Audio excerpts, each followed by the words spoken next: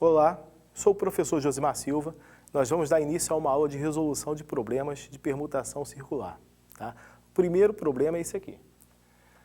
Cada uma das 8 faces de um prisma hexagonal regular deve ser pintada com uma única cor, escolhida entre 8 cores diferentes, sem que haja repetição de cores. De quantas formas isso pode ser feito? Bom, um prisma hexagonal regular tem 8 faces, né? E cada face vai receber uma única cor. Portanto, nós vamos usar as 8 cores. Seremos obrigados a usar as 8 cores. Tudo bem? E uma outra coisa que eu quero chamar a atenção. É sempre bom fazer o desenho. Desenhar o prisma. Tá?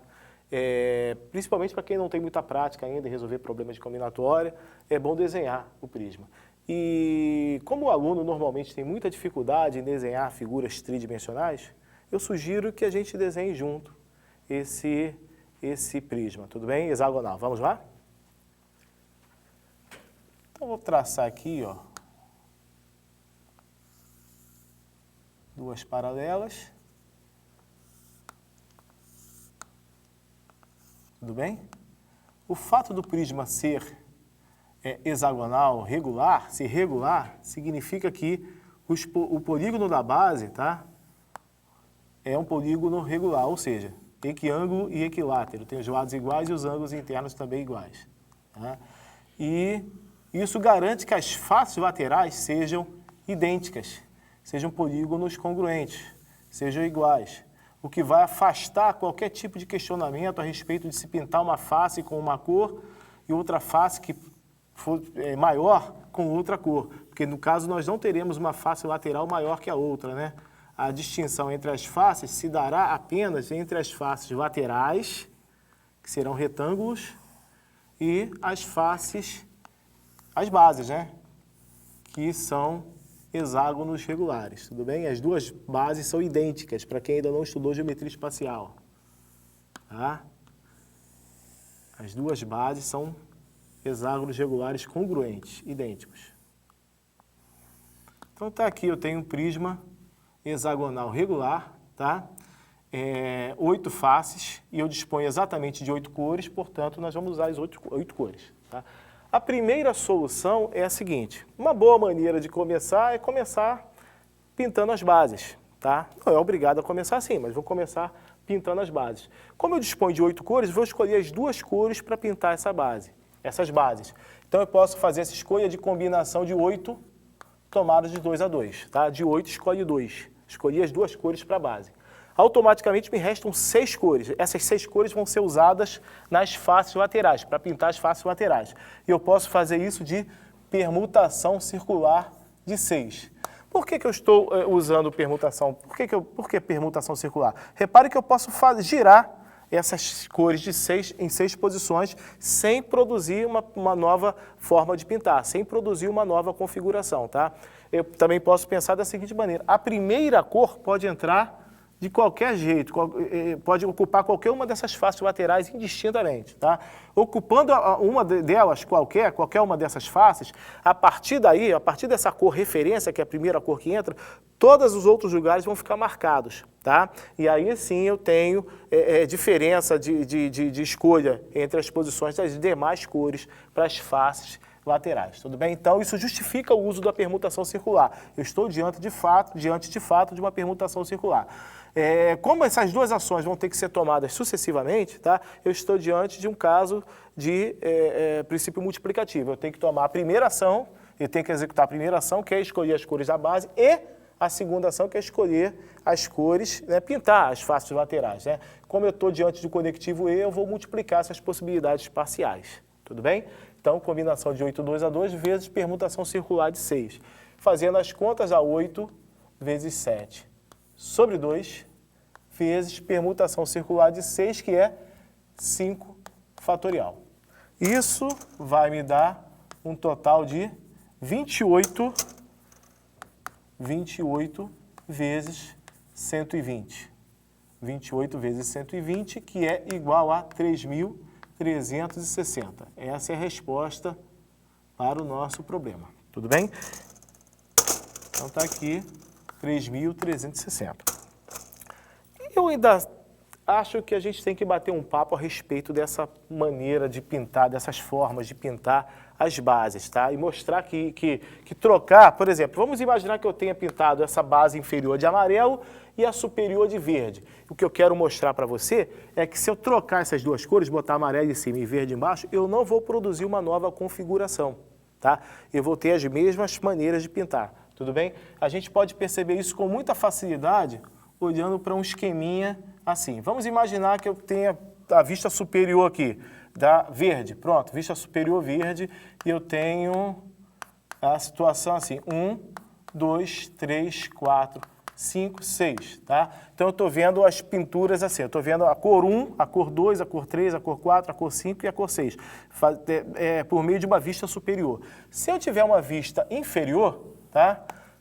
Aqui, ó, amarelo, eu vou ver exatamente essas mesmas cores, tá? Só que no sentido contrário. Aqui eu tenho sentido horário, tá? Elas estão sendo colocadas no sentido horário, e aqui eu vou ter o sentido anti-horário. Na outra situação, o sentido anti-horário. O que eu estou fazendo é isso aqui, eu vou fazer essa inversão. Então, o 5 vem para o lugar do 1, o 4 vem para o lugar do 2, ou seja, o 5 e 1 trocam de lugar e o 4 e o 2 trocam de lugar. Então, eu vou ficar com essa configuração aqui, ó. 5, 4, 1 e 2. Tá? Então, o que eu quero mostrar para você é o seguinte, que a troca de cores nas bases só vai acarretar uma alteração no sentido de rotação dessas cores. Só. Acontece que a permutação circular já contempla essa alteração de sentido, essa inversão de sentido. A permutação circular já dá conta dessa mudança de sentido. Então, não é correto multiplicar por 2 aqui. Não é correto dobrar, porque eu vou estar fazendo assim contagem excessiva, já que a permutação circular já cuida disso, tudo bem?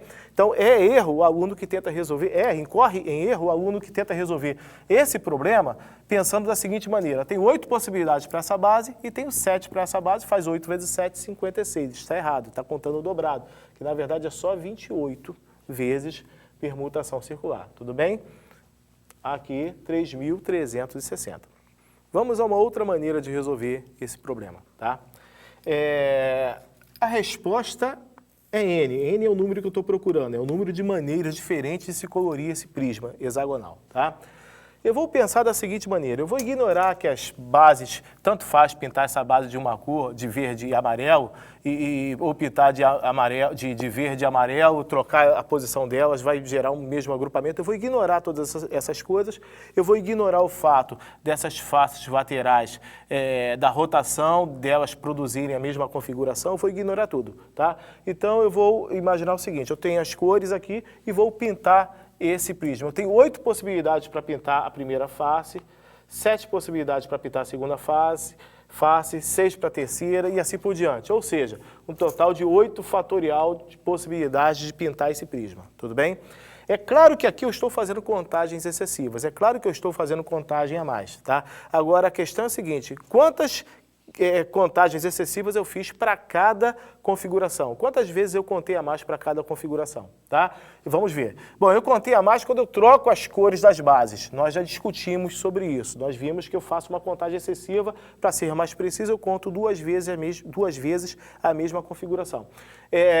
Uma outra maneira de fazer contagem excessiva é imprimir rotações nesse prisma, tá? Na verdade, 6 rotações vão me produzir sempre a mesma maneira de pintar, tudo bem? Já que eu estou diante de permutações circulares aqui dessas faces laterais, tá?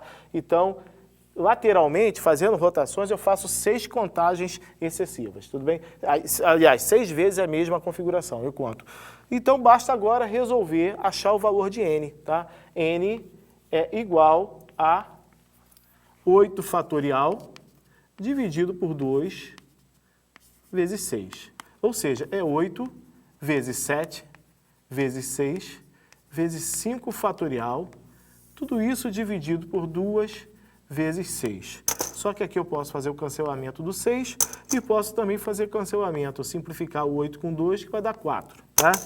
4 vezes 7, 28, eu vou encontrar 28 vezes 5 fatorial, que é 120. Ou seja, eu vou encontrar exatamente a mesma coisa que eu encontrei na solução anterior, na resolução anterior, tá? E a resposta é 3.360 nas duas maneiras de resolver o problema. Essa maneira é uma maneira bastante interessante. O que eu fiz aqui, na verdade? Eu contei o número de elementos de um mesmo conjunto de duas formas diferentes, tá? Então, na primeira maneira eu encontrei 8 fatorial e na segunda maneira eu encontrei isso aqui. Tá? Há de se esperar que esses resultados sejam iguais, se essas contagens foram feitas corretamente. Tá? Então, eu impus a igualdade entre esses dois números e, com isso, eu encontrei o que eu queria, que era o N. Era o número de maneiras diferentes de se colorir esse prisma. Tudo bem? Então, com isso, a gente encerra a resolução desse problema, tá?